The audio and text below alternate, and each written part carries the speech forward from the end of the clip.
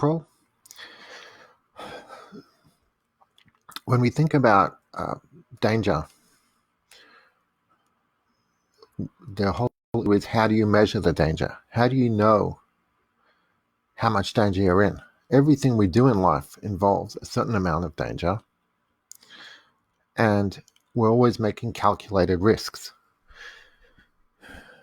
So we make a risk about how safe it is to drive in a car, how safe it is to ride a bike, how safe it is to ride in a bus, how safe it is to fly in a plane.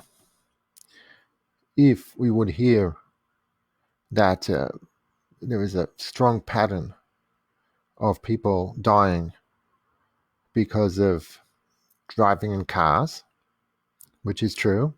There are many car crashes that turn out to be lethal. Well, then the question becomes just how dangerous is it? How often do people die in car crashes? If it's a very high percentage of the time, well, then you wouldn't drive in a car. The question is, how do you define the percentage of the time that these events occur so that you can make your calculated choice about how to act on a personal level? And then the separate question is, how do institutions and organizations and official bodies, how do they make that calculation? So I submit that when official organizations make that calculation, they do so based on considerations that are not exclusive to the well-being, the safety, or the health in the case of allegations of deadly contagious disease, claims of such existing. They do so based on multiple considerations that also involve political considerations, such as matters of insurance. Will they be able to maintain their position? Will they be thought of well by people with wealth, people with power? What happens if they don't make this measure? Will they, and then something does go wrong? What then will happen for them personally? So they have many other considerations. So we, the people, individuals, we are entitled to be told the facts and about how great the danger is, to be given accurate information, and to be given the assessment, the analysis of that information. If we are not privy to the analysis and we're not privy to the facts, and we're simply told to do something based on authority, well, we should not put up with that. That's treating us like little children, inferior plebs who can't understand these greater, higher considerations. So one example of this is with the issue of terrorism. We're told that there are sleeper cells, and there are we're in a war on terror, and that we really need to be concerned about terrorist attacks all over the place. And based on that, we have to submit to deprivations of our freedom. So in particular, when it comes to access to a shul, a synagogue, so we've been told in recent years that all synagogues must be locked, and you can't have access because there might be a terrorist attack. How likely is that? How do you assess how likely that is? Um, until now, they weren't locked. They weren't locked immediately after 9/11, only being locked more often in recent years. Um, what is the reason for this change in policy? So when you approach the administrators and ask them this question, you will not get a straight answer. You won't get the whole truth. What they'll do is they'll evade your question. They'll simply point to some incident. Oh, in Mumbai, there was a terrorist attack. So that proved that we should lock our shul over here. No, that doesn't prove that. That was an incident somewhere else. And anyway, you have to establish a pattern. The fact that something happens that is an exception, that is a rare occurrence, that doesn't, or that shouldn't, mean that we should all be expected to suffer losses of our freedom or inhibitions um, because of that. It doesn't follow. So before, anyone who wanted could come into a shul and sit down and pray, even when it's not during the services, and go into the base medrash, the house of study, and learn. Well, prove to me that the situation has changed fundamentally, and that therefore now these additional measures are warranted. Prove it to me, because now you're requiring that everyone in the community pay a whole lot of money for a key, and on Shabbos, on the Sabbath, we can't even enter the synagogue when it's locked with an automatic electronic lock. Prove to me that this is necessary. Whose synagogue, whose shul is it fundamentally? Does it belong to the administrators, or does it belong to the congregation? I submit it does not belong to the administrators, at least not any more than to any other member of the community. They're just the stewards to take care of the shul, the synagogue. Why are they entitled to make decisions without transparency, without explaining to the congregants exactly why it's necessary? And you know what? If it's really so dangerous, well, maybe it's too dangerous for me to live in this area. Maybe I should move away. Why are you saying it's so dangerous that you have to introduce these measures, but you're not telling me the extent of the danger so that I can assess that for myself and make a calculated decision for myself about whether I want to take further measures, perhaps? Let me in on this calculation. Share what you know with me, because it's pertinent to me, and I'm entitled to know the facts, and I'm entitled to see your analysis, make my own assessment of your analysis.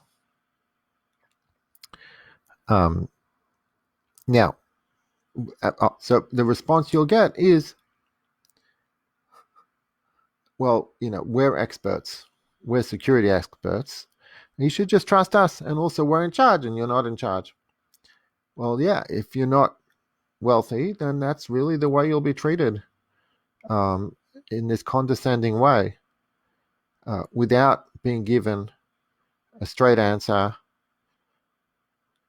and essentially treated like a child, someone of inferior intelligence, low IQ, who is, not equipped with the mental capacities to analyze information, not like these all-knowing administrators. Well, yeah, I object to that, and we shouldn't stand for that. If it's dangerous, prove to me, show me how it's dangerous. Maybe I'll have have a reason to think that it's not so dangerous. Wouldn't that be better? And tell me all the considerations that you have. Not only that of safety, you clearly have other considerations at play. Like I said, perhaps insurance, perhaps the community, some members of the community demanded it, perhaps there's some financial aspect to it. Maybe some member of the community said he would donate a lot of money if they would introduce that measure. Maybe, I don't know. All these things are possible. So when we're just told, oh, the official policy is such and such, we shouldn't be so accepting. We should question that. So now when it comes to the issue of this scare over this alleged deadly plague, well, we should not be blindly accepting of anyone who comes with self-proclaimed authority and simply tells us to trust them based on their authority. They're a doctor, they're a professor.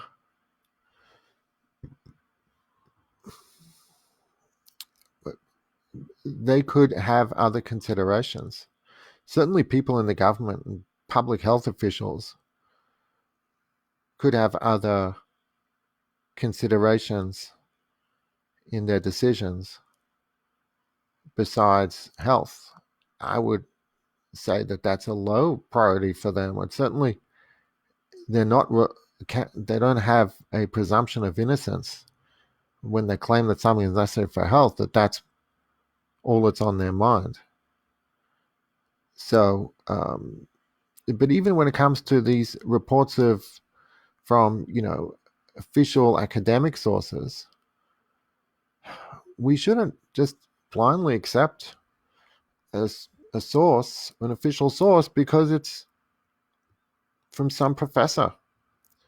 We should be more critical. For example, in particular in this case, this Professor Neil Ferguson of the United Kingdom predicted 2.2 million deaths in the United States and 500 deaths in the UK based on his mathematical models. And this brought mass hysteria and led all these politicians to impose the lockdowns that Neil Ferguson said was so necessary. But critics pointed out that this same fellow had a history of making wildly exaggerated doomsday predictions. And with regard to pandemics, his models were proven false many times before. They did not come true at all. Professor Michael Thrustfield of Edinburgh University said Professor Ferguson was previously instrumental in modeling that led to the cull of more than 6 million animals during the foot and mouth outbreak in 2001, which left rural Britain economically devastated. Professor Ferguson and his imperial colleagues concluded extensive culling is sadly the only option for controlling the current British epidemic. But Professor Thrustfield, an expert in animal diseases, claimed the model made incorrect assumptions about how foot and mouth disease was transmitted. And in a 2006 review, he claimed Imperial's foot and mouth model was not fit for purpose, while in 2011, he said it was severely flawed.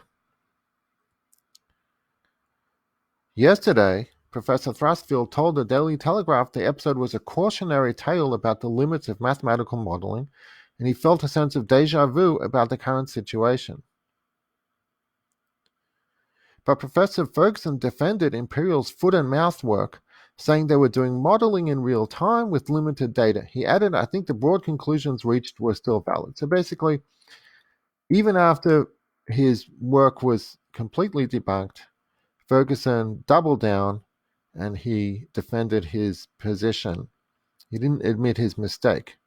Well, yeah, if they were using limited data, then they should not have taken action. They should have made sure their data was complete and that their conclusions were truly scientific. And if they didn't, then they should be held accountable for that. They certainly shouldn't be in a position to be dictating anything about the future.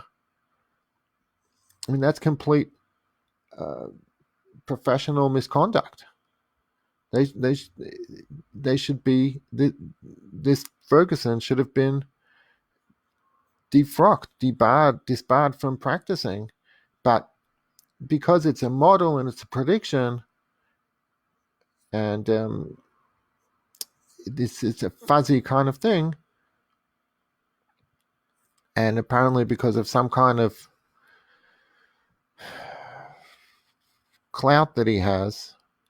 So this Ferguson not only was allowed to continue his doomsday predictions, but this was used as the basis for shutting down the whole world today.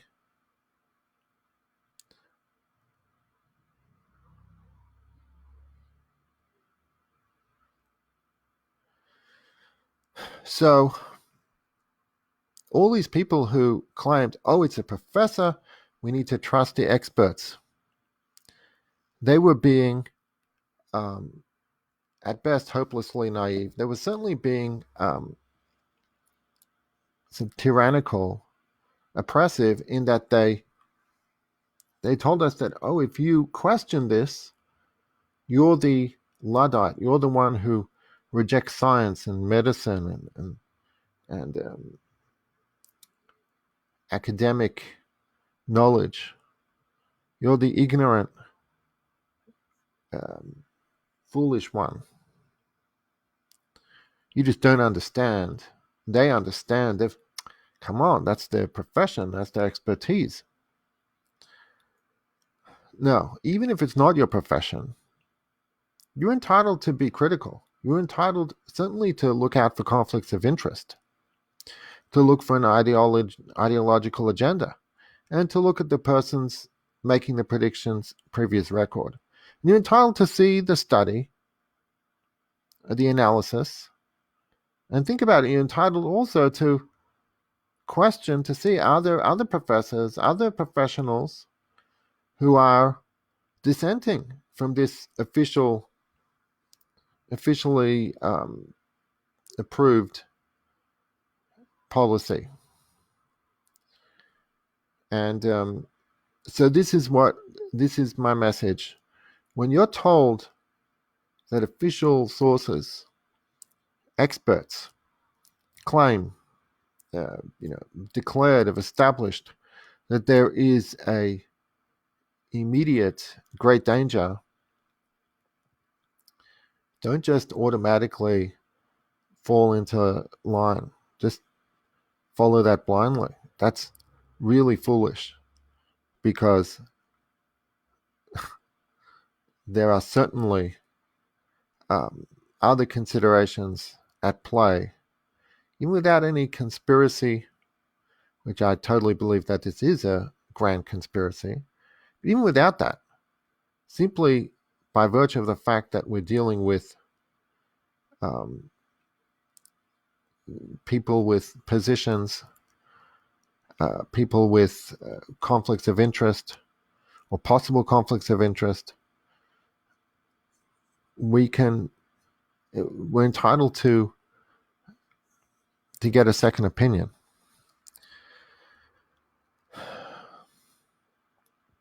So what we must be demanding is to see the threat assessment. This claim of great danger must be proven in a solid scientific way, in a way that we can understand. This person making the claim must have a record of accuracy in his predictions. And if we're not shown the details, if we're merely told, do it because we have authority, um, just simply accept authority. Don't think you're smarter than these experts. Well, we should reject that. God bless. Thanks for listening, and please subscribe to my videos.